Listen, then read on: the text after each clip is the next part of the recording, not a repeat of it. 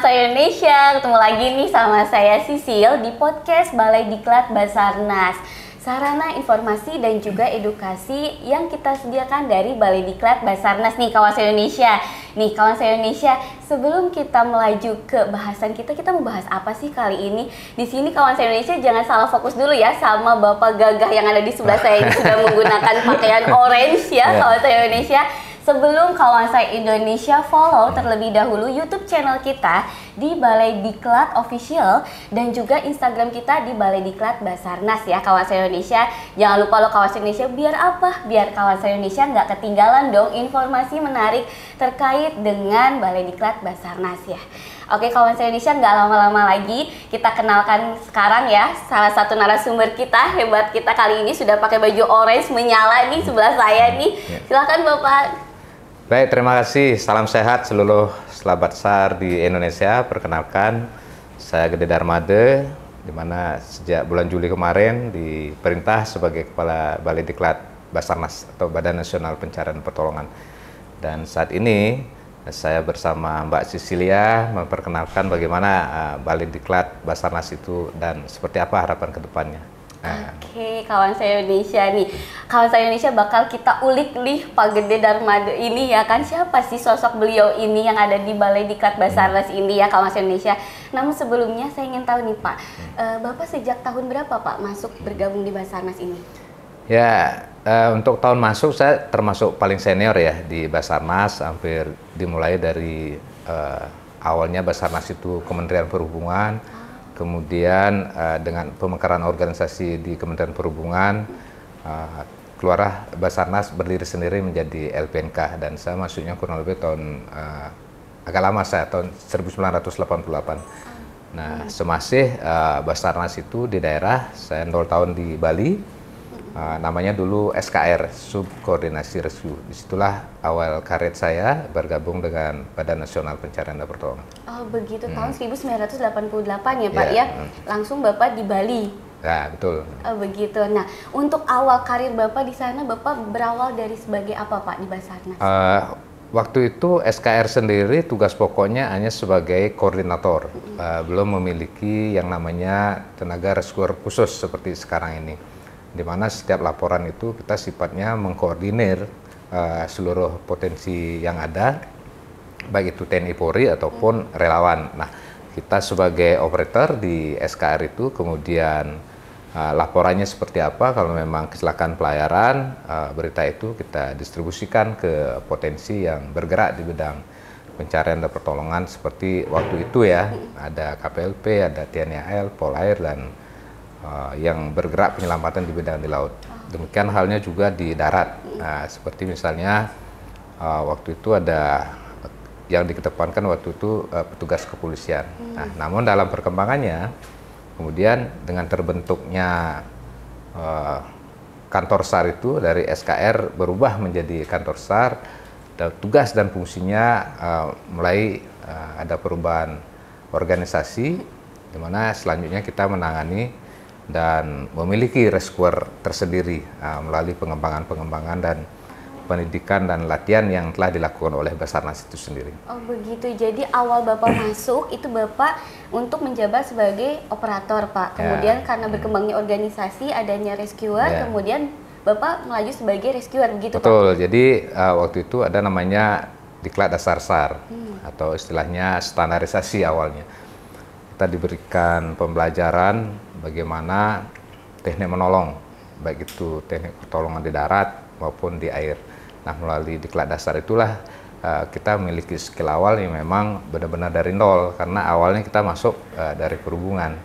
Nah, melalui beberapa pelatihan-pelatihan teknis itulah kita mulai terlibat aktif, kemudian menjadi seorang rescuer saat itu, mengikuti dinamika organisasi. Oh begitu, jadi awalnya Bapak itu masuk ke Basarnas bukan langsung Basarnas ya Pak, masih Kementerian Perhubungan ya Pak ya? Kementerian Perhubungan, betul. Oh begitu, kemudian Bapak memilih masuk Basarnas begitu? Betul, karena di Kementerian Perhubungan dulu ada beberapa eselon satunya di sana, ada Direktorat Jenderal Perhubungan Udara, Direktorat Perhubungan Laut, Darat, dan kemudian ada Basarnas, kemudian ada termasuk BMKG di dalamnya.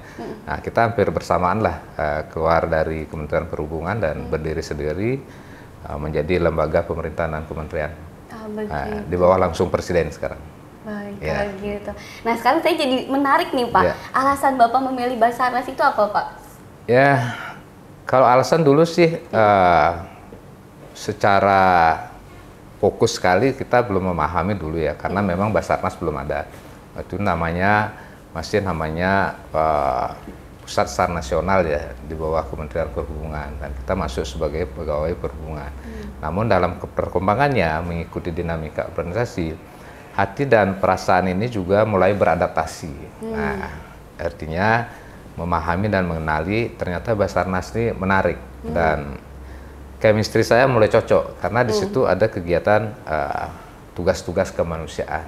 Artinya ada jiwa penolong yang ditumbuh kembangkan di sana sebagai aparatur sipil negara kita. Tugas kita sebetulnya sangat mulia dalam hal ini. Baik, kalau begitu, nih kawan saya Indonesia bisa tertular juga nih dari Pak Gede yang awalnya itu masih agak bingung ya Pak, ya kenapa sama Tuhan itu ditempatkan di Basarnas, tapi karena kita memiliki nilai lebih ya Pak ya, terutama bergerak di bidang kemanusiaan, nah disitulah baru ada rasa seperti kita nggak cuma bekerja gitu ya kan Pak, tapi juga untuk beribadah kepada Sang Pencipta ya Pak ya. Karena tugasnya sangat mulia, yaitu mencari dan menolong. Itu juga tugas yang luar biasa. Artinya banyak orang dengan keterpanggilan hatinya ingin memberikan memberikan arti kepada hidupannya dengan membentuk yayasan-yayasan kemanusiaan, dan saya rasa bekerja di Basarnas ini sudah berada di tempat yang pas lah untuk itu. Basarnas saya jadikan wahana juga sebagai sarana ibadah saya, selain ibadah secara keagamaan ya, dan melayani adalah pribadi saya memiliki moto ya, beribadah itu salah satunya juga melayani orang lain juga ibadah gitu. Betul sekali. Nih Pak, boleh dari tadi yang Bapak sampaikan bahwa melayani itu merupakan salah satu moto Bapak untuk hidup yang ada di dunia ini ya Pak ya. Dari sepanjang Bapak berkarir di Basarnas, ada nggak Pak pengalaman Bapak dalam melayani khususnya di bidang kemanusiaan ini yang sampai sekarang nggak pernah terlupakan oleh Bapak?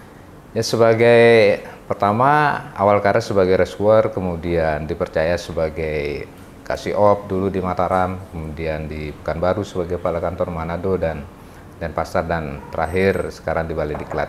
Nah, pengalaman sebagai seorang petugas SAR atau tim SAR tentunya banyak hal pengalaman yang didapat, terutama saat menangani kecelakaan kapal seperti itu misalnya. Di mana seluruh ABK banyak yang bisa kita selamatkan, seperti misalnya kecelakaan kapal di Ketapang Gilimanuk dulu, kemudian ada beberapa kejadian di Timur Bali waktu saya menjadi kepala kantor SAR dan Pasar. Di situ dengan kerja cepat, itu istilahnya para anggota kami dibantu dengan unsur potensi SAR, TNI Polri, sehingga hampir seluruh ABK bisa kita selamatkan, dan itu memang tidak pernah kita lupakan dalam hal tugas seperti itu. Alhamdulillah, ya betul sekali ya Pak ya. Nah sekarang saya mau tanya nih Pak, dengan banyaknya pengalaman yang tadi sudah sempat Bapak sharingkan ke kawan saya Indonesia di sini, pernah nggak Pak ada satu titik di mana Bapak itu berhadapan dengan yang namanya maut Pak? Karena kan untuk tugas kemanusiaan ini kan erat kaitan dengan itu ya Pak ya, gimana tuh Pak? Pernah nggak Pak?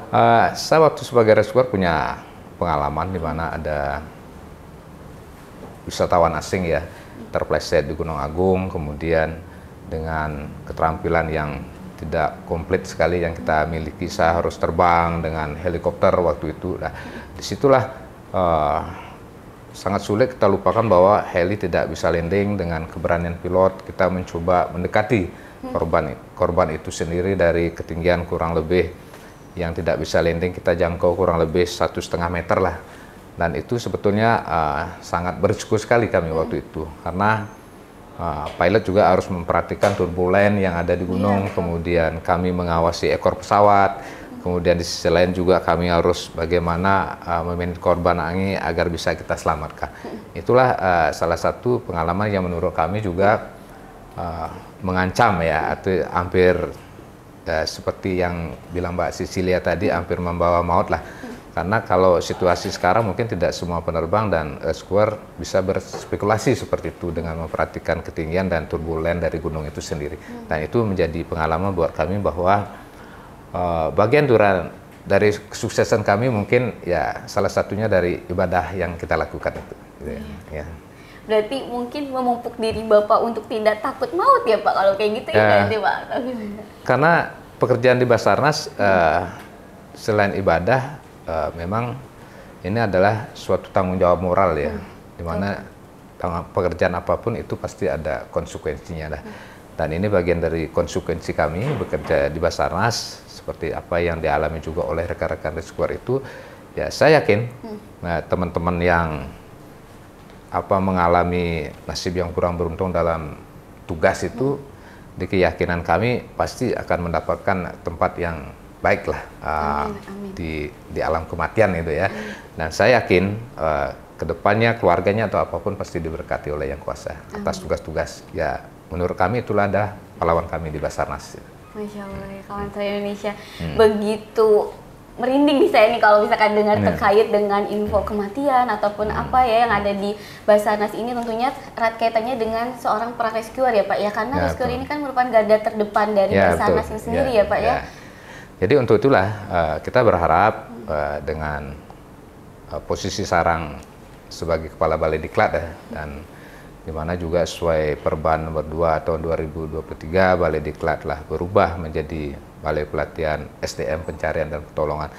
Nah, kita berharap saya punya jargon cepat gitu ya, artinya apa tuh Pak cepat? Cepat itu cerdas, profesional dan kuat. Nah, cerdas dalam artian memang kita berharap Balai Pelatihan Sumber Daya Manusia Pencarian dan Pertolongan ini yang memiliki tugas salah satunya adalah melayani seluruh kantor SAR di Indonesia untuk membina, membangun, memberikan pengetahuan, mendidik, termasuk juga bagaimana menguatkan fisiknya. Nah, sehingga dalam penugasannya nanti menjadi rescuer yang benar-benar cerdas, profesional, dan kuat. Tidak hanya profesional aja, tapi juga harus cerdas menyikapi situasi. Nah, cerdasnya itu apabila nanti berhadapan dengan keluarga korban, kemudian dengan masyarakat di lapangan yang kadangkala mempersuar kita juga di lapangan itu dalam hal memberikan bantuan SAR.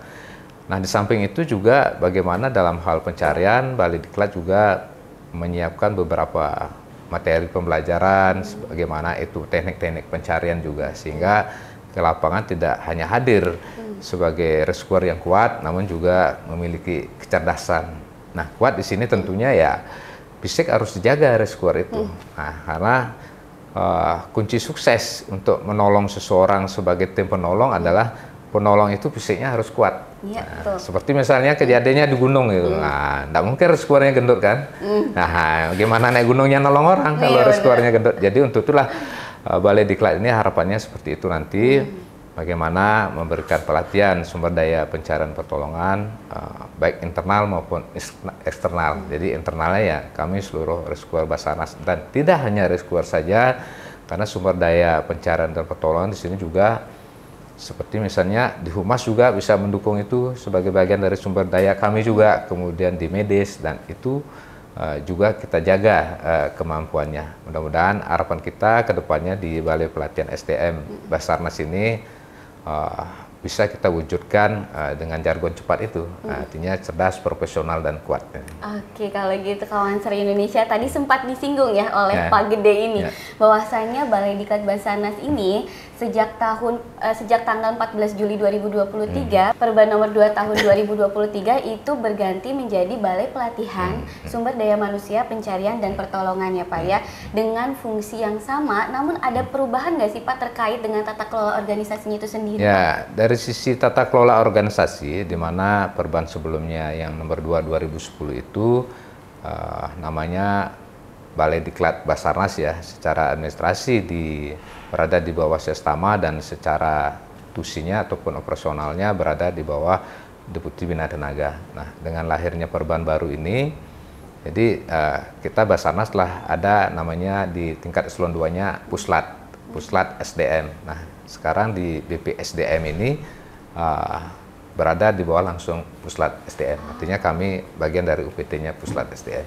Nah, itu kemudian tugasnya pun juga dulu di Balai Diklat itu tentang bagaimana memberikan pelatihan kepada aparatur sipil negara dan pelatihan teknis di bidang SAR. Namun sekarang cakupannya lebih disederhanakan, namun bisa dimaknai lebih luas, yaitu memberikan pelatihan sumber daya manusia di bidang pencarian dan pertolongan. Oke, kawan SAR Indonesia, menarik sekali ya. Sekarang saya jadi tertarik nih Pak, dengan kapasitas dan kapabilitas Bapak saat ini sebagai Kepala Balai. Adakah program-program terbaru yang akan Bapak munculkan nih di Balai Pelatihan Sumber Daya Manusia Pencarian Pertolongan ini, dan program itu seperti apa Pak? Apakah kawan SAR Indonesia di sana bisa mengikutinya nih Pak? Jadi untuk program tentunya kita mengadopsi Renstra yang telah dibangun. Artinya Basarnas memiliki rencana strategis setiap 4 tahun, kemudian dituangkan juga rencana kerja tahunan seperti itulah. Di rencana kerja tahunan Balai Diklat ini telah diprogram beberapa pelatihan teknis SAR ya, dan sebagian juga telah berjalan. Dan disitulah harapan saya sebagai Kepala Diklat nanti tentunya tetap di samping melanjutkan pendahulu kami, juga tentunya kami akan membuat terobosan dan inovasi-inovasi baru, bagaimana nantinya salah satunya dari sisi kesiapannya kita mengkomunikasikan lebih awal dengan seluruh kantor SAR di Indonesia tentang rencana dan program kegiatan kami, sehingga di daerah kantor SAR di daerah itu bisa memetakan dan menyiapkan personilnya. Artinya tahun 2024 umpamanya rencana kegiatan latihan itu seperti apa. Nah, dari sekarang di daerah juga nanti akan melakukan seleksi melalui reward and punishment-nya di daerah, kira-kira mana yang berpeluang prestasi. Nah, diberikan reward untuk mengikuti diklat, dan salah satunya nanti itu yang kita bina. Di sisi lain juga hal lainnya di Balai Diklat juga seperti yang telah diprogram oleh pimpinan kami, kita akan merencanakan membentuk unit K9 ataupun SARDOG, dan di mana fasilitasnya telah kita rencanakan, dan mohon doanya nih untuk sahabat SAR seluruh Indonesia, mudah-mudahan nanti bisa terwujud ya. Amin, amin, amin ya Allah. Ya, kawan SAR Indonesia tadi sudah sempat disinggung nih adanya reward dan juga nanti apa ya namanya repository lain gitu ya yang dimiliki ketika kawan SAR Indonesia itu berkesempatan untuk mengenyam pelatihan di Balai Pelatihan SDMPP di sini ya Pak ya. Tentunya tidak hanya dalam pelatihan teknis saja, tapi juga terkait dengan pelatihan-pelatihan lainnya ya Pak ya, untuk menunjang tugas kita tentunya ya Pak ya. Betul, di bidang pencarian pertolongan. Oke, kalau gitu. Nah Pak, ini menarik sekali Pak. Saya ingin tanya juga nih Pak, dengan adanya Balai Pelatihan SDMPP ini, apakah membuka peluang lebih luas lagi Pak untuk kan kalau di sini itu tidak hanya rescuer saja ya Pak ya, namun ada seperti potensi gitu Pak. Betul. Itu terbuka nggak Pak untuk mereka? Betul. Sekarang di Basarnas telah mulai berlakukan dengan salah satu ketentuan dari Kementerian Keuangan ya, kita diberikan kewenangan untuk memberikan PNBP, itu melakukan PNBP atau penerimaan negara bukan pajak, di mana item-itemnya yang dijadikan yang bisa dikenai PNBP adalah hampir sebagian besar tentang pelatihan, dan pelatihan itu bisa dari eksternal. Eksternal itu potensi ataupun biasanya di sini adalah perusahaan-perusahaan tambang yang ada. Nah, kita memiliki program yang bisa kita jual di Basarnas ini, nanti pelatihannya di Balai Diklat, seperti bagaimana latihan high angle rescue teknik, kemudian latihan vehicle accident rescue, latihan collapse structure, dan lainnya. Nah, itu kedepannya bisa melibatkan eksternal, pelatihan eksternal di Balai Diklat ini nanti sebagai bagian. Dan Balai Diklat sendiri sudah dari segi akreditasi bidang pencarian pertolongan sudah mendapat pengakuan juga dari LAN ya, dari segi pembinanya. Nah, nanti untuk itu teman-teman eksternal juga bisa memanfaatkan itu dan bisa kita akreditasi. Oke, kawan SAR Indonesia menarik sekali ya. Jadi terbuka sekali ya peluang untuk kawan SAR Indonesia yang mungkin merupakan bagian dari eksternal kami di sini untuk juga mendapatkan pelatihan ya Pak ya di Balai Pelatihan SDMPP sekarang ini ya Pak ya. Baik, menarik sekali. Nah, sekarang saya mau tanya nih Pak, dari pengalaman berkarir Bapak yang cukup lama itu, prinsip hidup Bapak itu sampai saat ini apa Pak? Saya sebagai orang, mohon maaf, orang Bali ya, saya punya prinsip di dalam bahasa kami, melayani manusia sama dengan melayani Tuhan. Artinya kita menjalankan bakti itu tidak hanya melalui cara ibadah, namun dengan cara melayani seseorang sebagai makhluk-makhluk Tuhan itu bersama kita. Artinya melayani anggap aja si A itu adalah salah satu makhluk Tuhan, itu kita layani, sama aja bagian dari bakti itu. Artinya jangan pernah berhenti memberikan pelayan kepada orang lain. Oke, Kawansar Indonesia nih menarik sekali ya. Kalau misalkan Kawansar Indonesia memiliki keinginan untuk merekreasikan diri di Basarnas ini, karena Kawansar Indonesia tidak hanya di sini bekerja ya Pak ya, tapi juga untuk melayani masyarakat. Ya Pak, seperti yang tadi Bapak bilang, khususnya di bidang kemanusiaan. Betul. Jadi melayani itu juga ada filosofi yang mendasari. Kalau di istilah saya, love all, serve all. Kasihi semua, sayangi semua. Jangan sampai salah mengasihi dan love all, serve all. Artinya kasihi dan layani. Kayak gitu. Ya, makasih nih Kawansar Indonesia. Udah nggak kerasa nih ya. Ternyata udah lama juga nih kita berbincang dengan Pak Gede ini. Mungkin kalau misalkan kita dikasih waktu lebih lama, lebih banyak lagi ya obrolan kita di saat ini. Tapi mungkin untuk Kawansar Indonesia yang ingin menanyakan satu hal atau beberapa hal, bisa komen di YouTube channel kita ya. Insya Allah nanti kita baca satu-satu dan kita jawab ya Kawansar Indonesia. Namun sebelum mengakhiri, saya ingin dengar dulu nih Pak, apa Pak kesan-pesan Bapak untuk Kawansar Indonesia yang ada di luar sana terkait dengan Basarnas saat ini? Baik, terima kasih untuk sahabat SAR, khususnya teman-teman di kantor SAR ataupun teman-teman di relawan, potensi SAR. SAR ini adalah tugas kemanusiaan, jadi penting kita bekerja kembali kepada moto besarnya sesama kami, bagaimana bekerja cerdas, ikhlas, dan tentunya smart gitu ya. Nah, untuk itulah kami dari Balai Diklat mengharapkan bahwa menjadi seorang tenaga SAR, kita harus jangan pernah berhenti untuk berlatih. Nah, itu kunci suksesnya menjadi penolong itu. Karena apapun banyak ilmu yang kita pahami, tidak pernah kita latihkan akan menjadi sia-sia. Gitu. Betul sekali. Jadi jangan berhenti belajar dan juga jangan berhenti berlatih ya Pak. Betul, ya, Kawansar Indonesia yang ada di sana. Apapun peran Kawansar Indonesia di luar sana ya Pak ya. Tidak hanya di bidang kemanusiaan saja, tapi di bidang lainnya juga. Betul ya Pak ya? Oke, kalau gitu Kawansar Indonesia.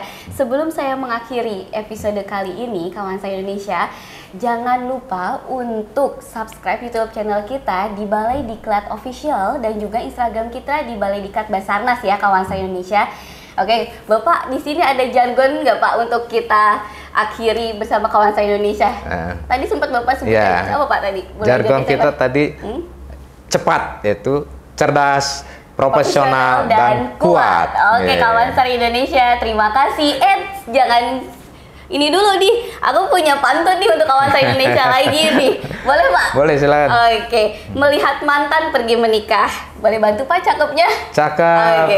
Pergi ke kasur memeluk guling. Kawansar Indonesia, selamat berpisah. Sampai bertemu di episode yang lain. Terima kasih, bye-bye.